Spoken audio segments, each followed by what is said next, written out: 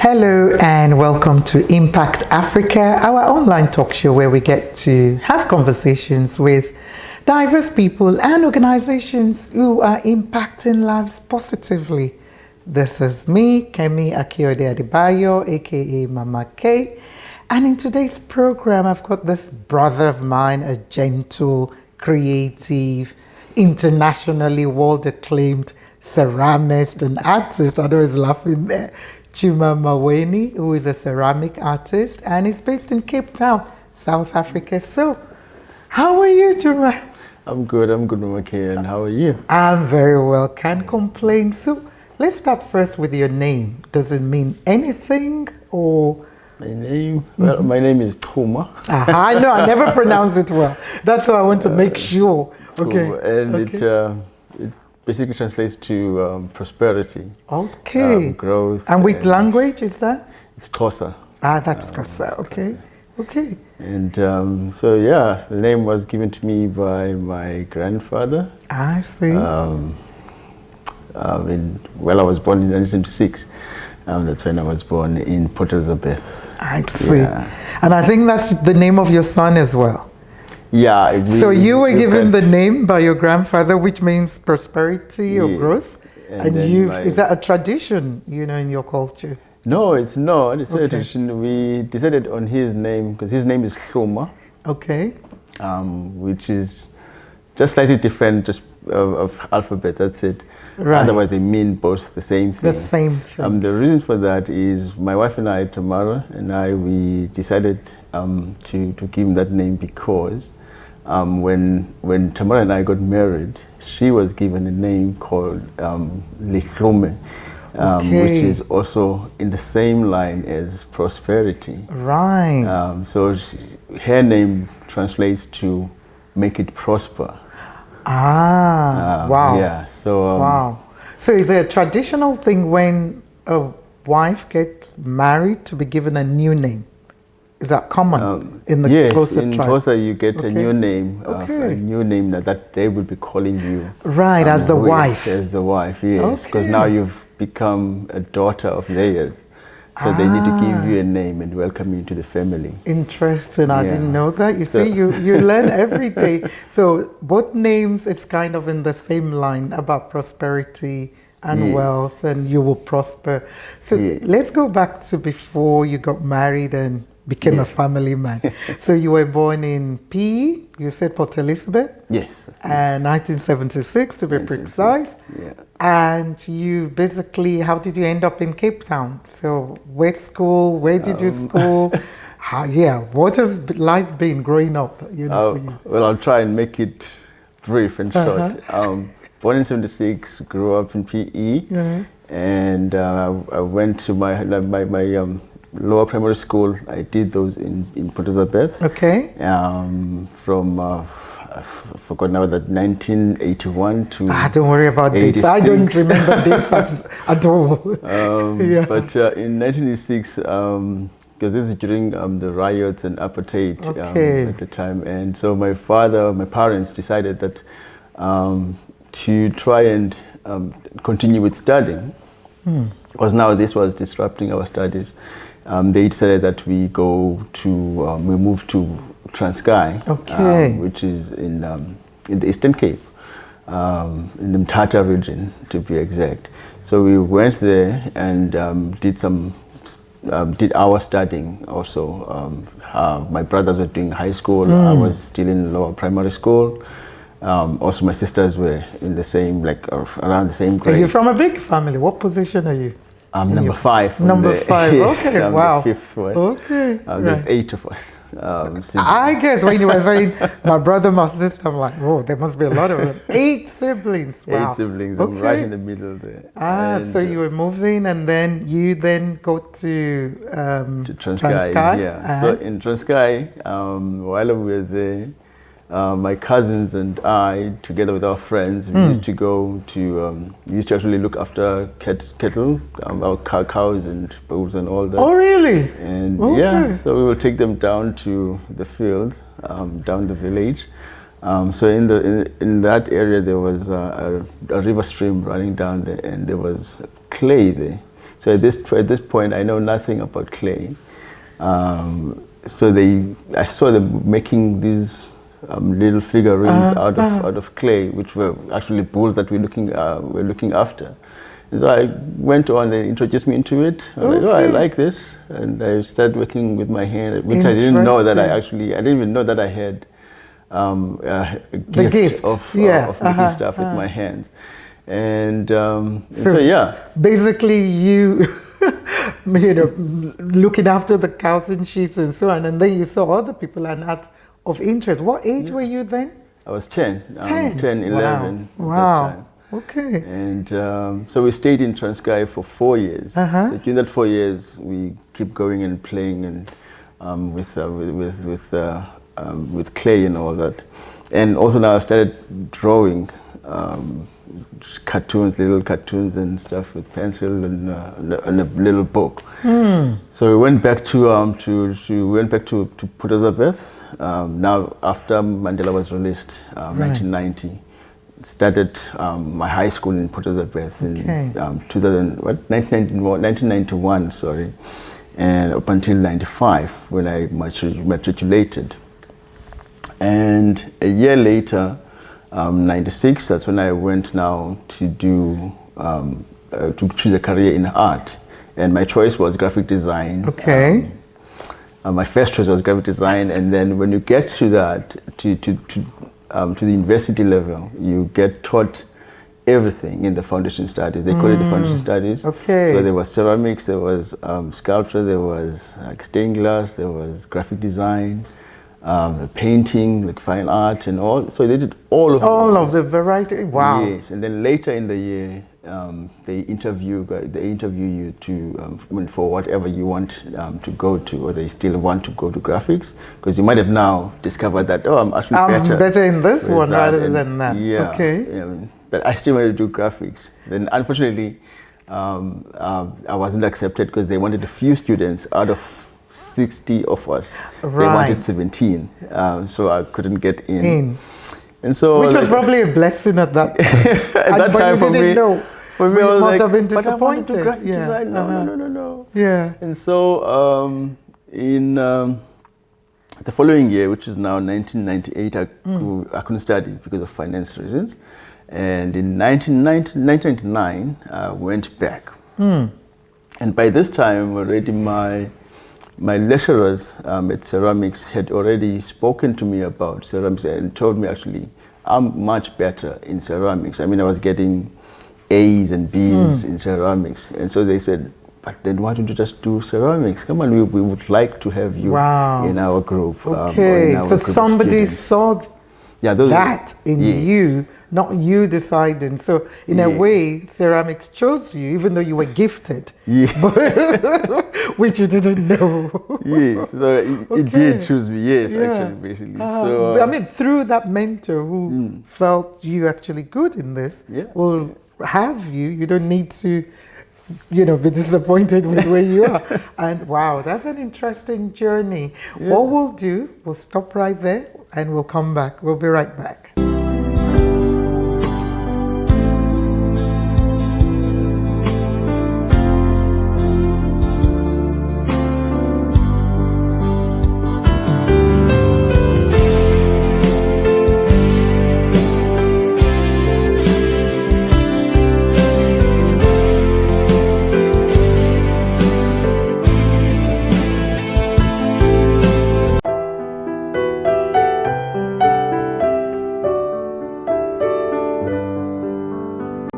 So, my brother, that was a journey from PE through, helping with going to Transkei, your experience with, shepherding sheep and cows. And during the break there, you shared, the language you had to speak, to those animals, which I used to wonder how that happened. And then, to your university days and elementary to university days and wanting to study graphic design, and then you actually gifted in ceramics. So how has your journey, with ceramics work? And I can see, you know, we've got some of your work here with which I want you to talk through us, you know, for us. How has your journey been, you know, with the ceramics, where you're now internationally known and getting awards and being recognized? I know you're very humble, you know, about it. How has that been for you? It's been interesting. I mean, firstly, I did all my studying in Port Elizabeth Technikon, which is now Nelson Mandela University. Okay. And so I did first year all the way to my diploma, and then I went on to do my bachelor's degree in ceramics, finished in 2002. Okay. And after that, I worked for a few companies. One of them was CSIR, the Center for Scientific and Industrial Research. Okay. In their branch in PE also. And from there, so what I learned there was how to like teach other people what you were already do. doing that, teaching, you know, other people. Yeah, because they used to have projects in the Transkei, and also some in other places in the Eastern Cape, like rural areas, where their product needed to be improved somehow. So I had to try and come up with easier ways for them to work with, and also still work with the techniques that they have, and just improve the product, the look of the product, and make sure that it's in the nice market and all that. So that's what I did with the CSIR. And then in 2006, a friend of mine told me about this place here in Cape Town called Life from Africa. Okay. And what they do there and all the stuff. So what they did there was that they would make ceramic products, and the profit would go to an orphanage that they used to. Right. Okay. That's in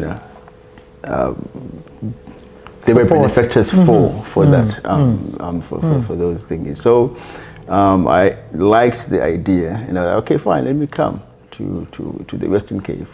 Finally got to Cape Town for the very first time. And which year was that? Can you remember? 2006. Okay, that was 2006. Okay. Yes.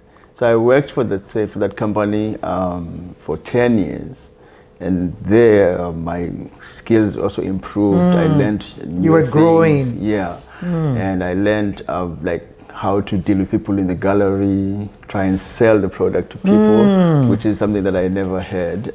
Like we don't get taught how to sell your product. No, I think exactly. So while I was there, I learned some of those few skills, how to make a sale and all that.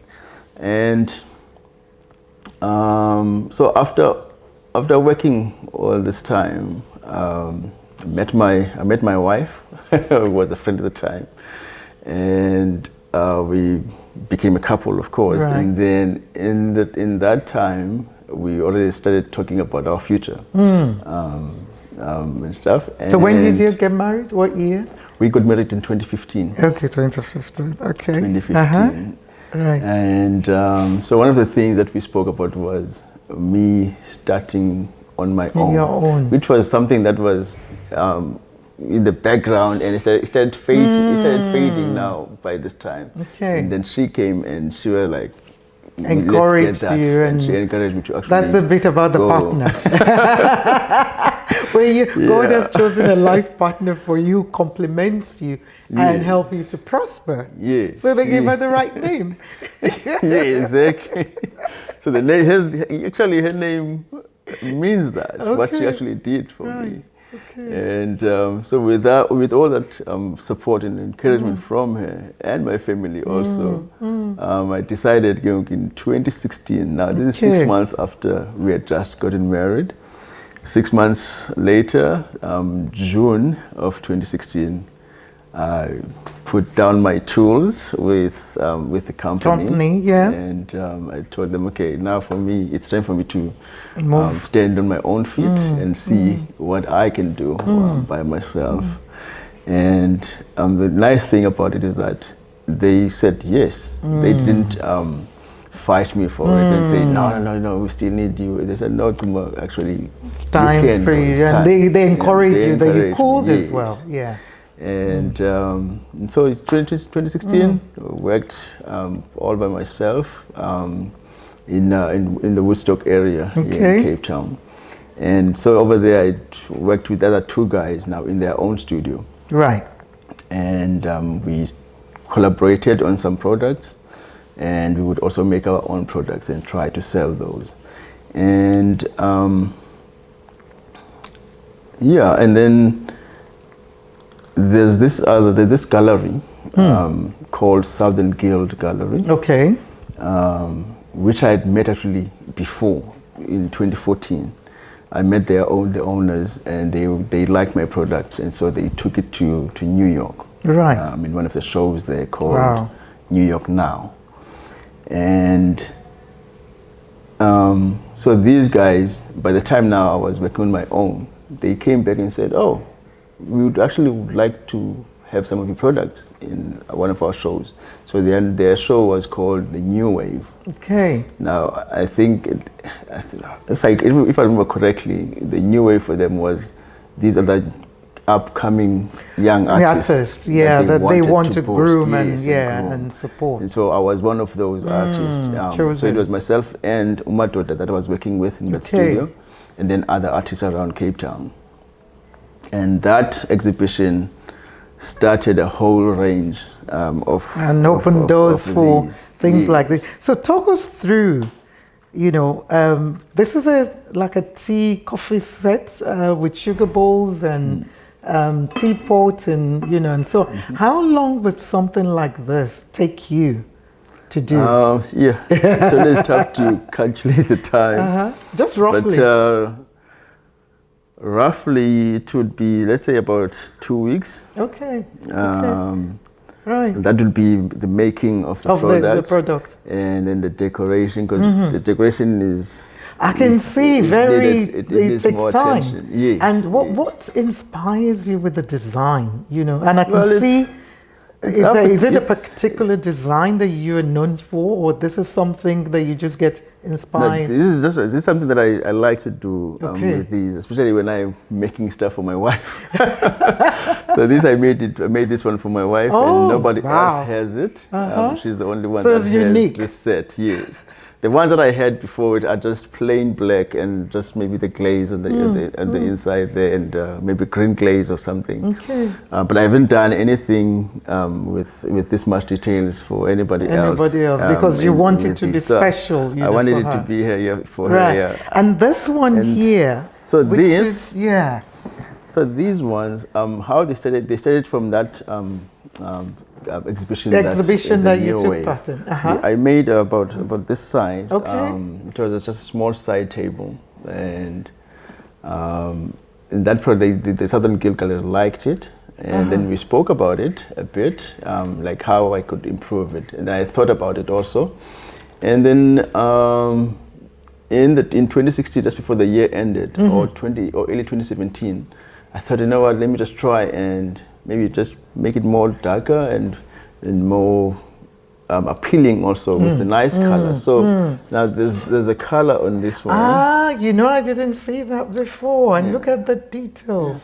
So I started putting colors on them. So that kind of gives it it was just too dark. Yes.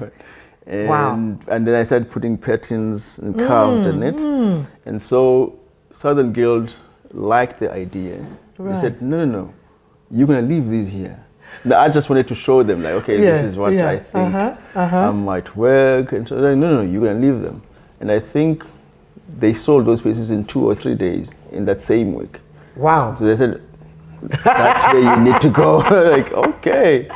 And so we spoke more and more about them. And then we developed a range that I call Imbizo. Imbizo range. Yeah, Imbizo. And the Imbizo now started when I was doing furniture, because now this started becoming furniture. And now the idea was to have a table, a proper table with a ceramic base and wood on top. Wow. So we spoke about that, and then there was an exhibition in Gyeongwon that they were working on called Extraordinary.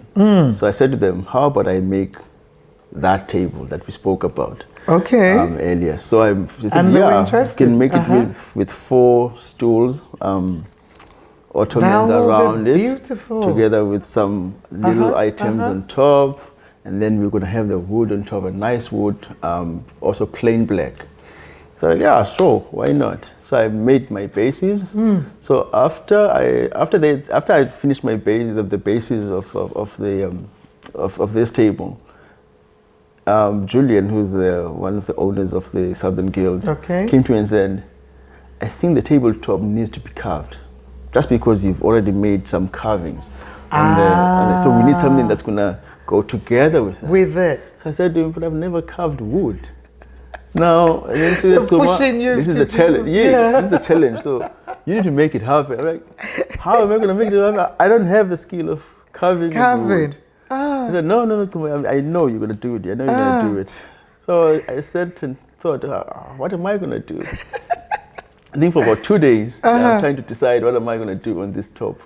And then I went and got some wood, the same wood that I was going to carve on, just to practice, to see what kind of moves I need to make and how do I work with the wood itself. Because now this is a whole new medium that I've never used before.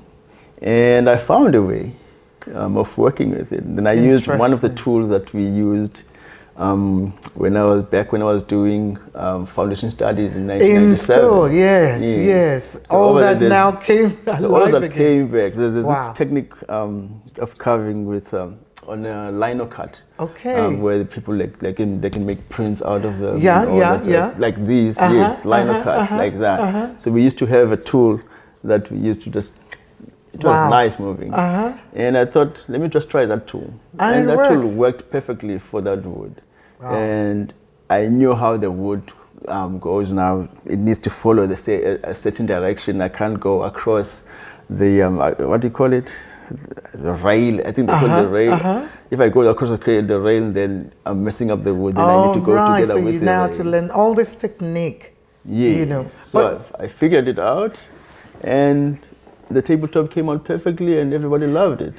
A gift, definitely. You're just gifted. You are really, really gifted.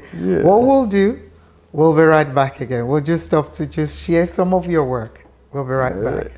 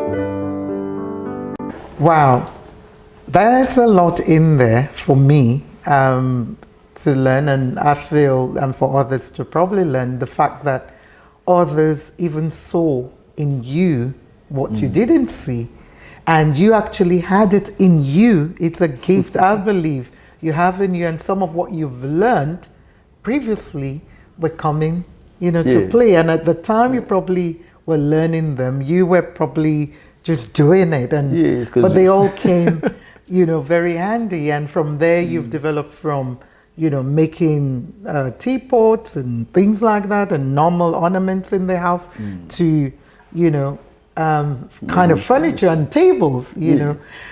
I'm going to ask you now, because I know we're running out of time, but I have to ask this question. What are some of the life lessons, for you, that you have learned, over the years of being an artist that have helped you to become what you are today, which can help an upcoming creative artist like yourself. So can you share with us some of the life lessons? I know we could probably have a program on that alone, but if you don't mind, if you could share with us, It's really short, this one. Yeah, very short. I guess the life lesson that I've learned during the time is that firstly, when you are creative, you want your own space, and sometimes people, sometimes we don't want to listen to others because you want to do what you do. But then at some point, you do need to have people around you that will support you emotionally, physically, and all of that, and all with all that support that's around you. What's going to come out of you is definitely going to show the kind of people that you have around you, and also it's going to even increase your creativity. So that's I think for me that worked for me in a way, and then the other thing is you at the same time you're going to get discouraged by people. It could be family, it could be friends, it could be a lot of things. So luckily for me, my family, especially when my mom and my dad, when I told them I wanted to be an artist, they never said, "But come on, art doesn't make money. Are you sure you want to do this thing?" Do that? They never said that. They said, "Okay, come on, we'll support that. Go on and be what you want to be." And they supported me the whole time. And as much as they haven't seen what I've been doing now, they saw just before they passed. They saw what has been happening. And so with that, for me, it didn't matter now what friends are saying, because I know at school they used to say, "Hey, you dating when you're working with clay, you're working with mud and stuff," because we used to go to campus with our aprons, overalls, and go to your room and they're like, "What's happening with these guys?" and how are you going to make a living out of that? For them, they'll be thinking so for us, we're like, it's our careers, guys. There's nothing wrong about it. If you're an accountant and you want to wear your suit and ties, we're not going to say to you, "Why are you wearing ties?" Exactly. No, but that's your profession. Because we know that's your profession and you want it that way. Yes. So, and you get your hands dirty doing this. It's not. You have to be dirty. It's not the way you don't get your hands dirty. You have to be dirty. As much as sometimes when we were growing, we were told about like maybe becoming doctors and nurses or lawyers. So all we think about is a tie and an office and a laptop. For us, it's not laptops.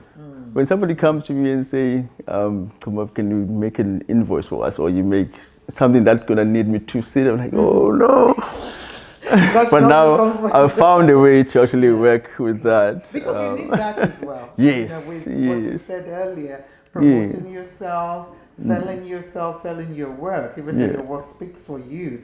So you still need to embrace you still have it, that bit. But what a journey. So what is some of the challenges that you have gone through? The challenges? Any, unless you haven't had any. There's been a lot of challenges. Challenges would be like sometimes the people that you work with, and they can be a challenge to you. Some of them might not want to see they might not want you to see developing to what you can be or to the fullest of your potential. So I've had a few of those.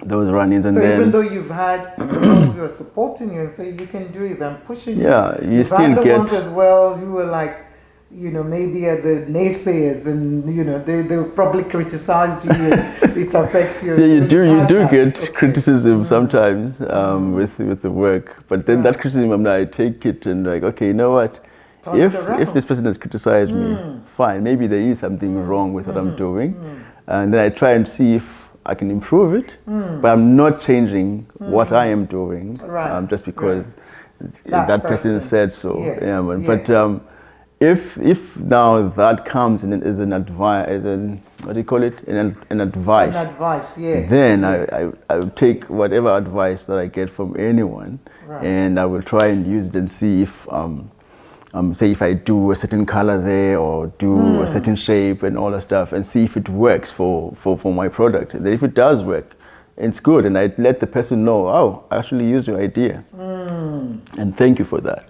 Okay. And so yeah, you do get challenges, of course, with making the product sometimes. Because sometimes you might not get it right. You don't get it right, and sometimes and you end up throwing some in the bin because it's not here. Okay. Yeah, you get challenges like cracks coming in, and which let's is say costly. Very costly. I mean, you're making this product, and it's already costing you because of the time, the clay, the firings, which is electricity, and all of those things. And then you end up losing it because there was something that you might have done wrong in the process of making it, or it's just something that just wanted to happen on its own. And so those challenges, they come with ceramics. And one of the worst ones in ceramics, this is the worst, is when your kiln, which is something that we use for firing. Like an oven. Yes. When that equipment when it's faulty, especially with the control, with the temperature control, you've got problems, and it could overfire and melt everything in your kiln. So I've had this once when I was working a kiln just didn't stop. Overcome that. Yeah. don't let me take you back to that. My former boss actually took me to free me and bought me a lamp shank to make sure that to try and calm me down. Yeah. So she was like, okay, Chuma, it has happened. There's nothing we can do. We will work with what we have. Do not worry about it. And I'm glad that she was so understanding. And also the artists that had the work in there also understood that it was actually a faulty kiln, which I was in charge of. And I don't have, the thing is, once you turn it on, you have no more control. Over it. You wait it out until it finishes and all. So so that's one of the worst challenges that you can have, and as a ceramic. And you did experience. And I experienced it, yes. And you pray it doesn't happen again. Yeah, it hasn't happened. And those temperatures, sometimes I don't want to go to those high temperatures. So I keep my products at 1180 degrees Celsius. Okay, so you have to, like get them somebody right, that bakes a cake. So you have to have that kind of. Is it about timing as well? Yeah, you need to know. The thing is, you need to know all those facts, all those little details about the product. So, as a baker, they know exactly how. Because how the time stretches, the cake will come out too hard. It's the same thing. It's the same thing. Yeah. Okay. It's the same thing. So you try and you try and learn as much as you can on the job, at school, everywhere. Through other people's experiences. Yes, yes. I mean, you're afraid you don't experience that. So what I'm going to now ask, I know we've run over time, but I want to ask this one. Is there anything that you? This is now just general, nothing to do with your work per se. Anything, out there that you're passionate about, that is a cause that you're passionate about. Because I know, we have a lot of problems, in this world, in Cape Town, in South Africa, in Africa, in the world, from unemployment, poverty, gender-based violence, a lot of problem and issues.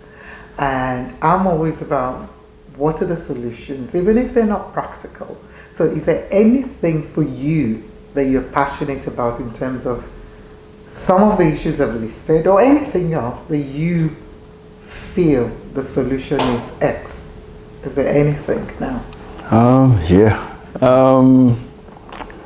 For me, it would be, kids today, some of them, especially in the cities, they're not exposed to like my kind of life where I actually went on and played with clay in the rivers. So for them going to be able to experience that, and because you might be, they might be getting something like I did. So what I would love to do, or what I've also done with the company that I used to work for, we used to teach a lot of kids from age 2 to teenagers, right? On how to make things with clay. So they would play, they would make little animals, they would make slabs and stamp on there. So something that I would say I'm passionate about is to teach children, because so that they and I think that's important as well. I'm just thinking about some of the guests that I've had, and some of them as well. They're talking about the young people. Nowadays, what they're exposed to is mostly the technical. A young 2-year-old, and I'm sure your son probably can operate a remote, and all those things. But however, when they're like things to do with nature, they don't get that exposure. I think that's they don't get it as much, which was what you had, growing up, where you went, to the riverside and, now see clay and let's make, and because it's tap into your other skills that we don't have now. Patience. Somebody, I'm one person that I've been patient. Patience, about being patient because you spent time with this. So it's something you would love to see, and you've done before, but hopefully you can. I wish to continue at some point in my own space. Yeah, because and it will. I know it sounds so simple, but I think we need things like that because everybody's in a hurry. Parents are in a hurry. Children are in a hurry because the pressure is on. But we all need things to calm us down. Yes, no, definitely. so yeah. Interesting. Yeah. Okay, I would really have loved to go on, but unfortunately that's where we have to stop today. So what I'm going to just say is kudos to you and very well done, because through what you're doing, you're impacting lives, through your work that's gone to other places. I know your work went to Botswana, a hotel in Botswana, who literally, bought a lot of, stuff from you. You're impacting lives, you're impacting places, organizations and businesses in your own ways. And you have as well through teaching. Some of the young people that you've taught, that you shared with us earlier, and the ones you still want to do. So I just want to say thank you and kudos, to you, that you're valued, and what you do, even if nobody says, I'm using this forum now to say, yes, well done for what you're doing and for impacting lives positively. And I was actually going to ask about your singing, and I just remembered because that voice of that day that I'm like, this guy, in fact, okay, we have to have part 2 again of this one. We'll be coming back with part 2. Other things I wanted to hear there. So yeah, kudos to you and for all you're doing. So what I want to just say in closing, if you can, speak to a young artist, creative artist out there, or even anybody, young person, anyone you want to speak to, just to give them a word of encouragement or anything, if you could just do that for us. Okay. Well, I would say to whoever that would love to be an artist, be what you want to be. And obviously you're gonna have some challenges in your road or in your journey. Take the challenges and work with those and flow with them, and keep your eye to what to your goal, to the goal that you want to achieve. And it doesn't matter if you've achieved it after 20 years or you've achieved it in 2 years' time, but always keep true to yourself in whatever you're doing, and always also be patient with yourself. Do not rush anything. Take your time. There's no rush. It's your life, it's your journey, and you should control it the way you want you want it to be. So yeah, just continue and be what you want to be, I would say. Yeah. Wow. Thank you. There's Thank a you so lot you much. said there, and I was just like, right. Thank you for your time, for allowing us into your space, into your home, and we hope the part 2 will be in your studio so that we can actually see this skill that you're talking about and see some of your work and what you're going through. We will be back. Will you allow us to be back? Yes, and thank you for having me in your show. All right, thank you. Yeah. Thank you so much. Right. Wow, that's all we've got time for today. As usual, there's just so much, that we would love to talk and hear more about, and there's so much being done. And we just thank our young, international acclaimed ceramicist, for allowing us to be here. And like he said to you, be what you want to be. Take challenges and go, flow with it. Don't allow anybody to rush you. Be patient. Keep your eyes on your goal. There's a lot he said there. I don't want to go through it again, but I hope somebody has been encouraged, out there, an artist, anybody actually, because this could apply to any walk of life. So till next time, this is Mama K saying, remember, God is love. Love you all, and stay blessed, stay safe.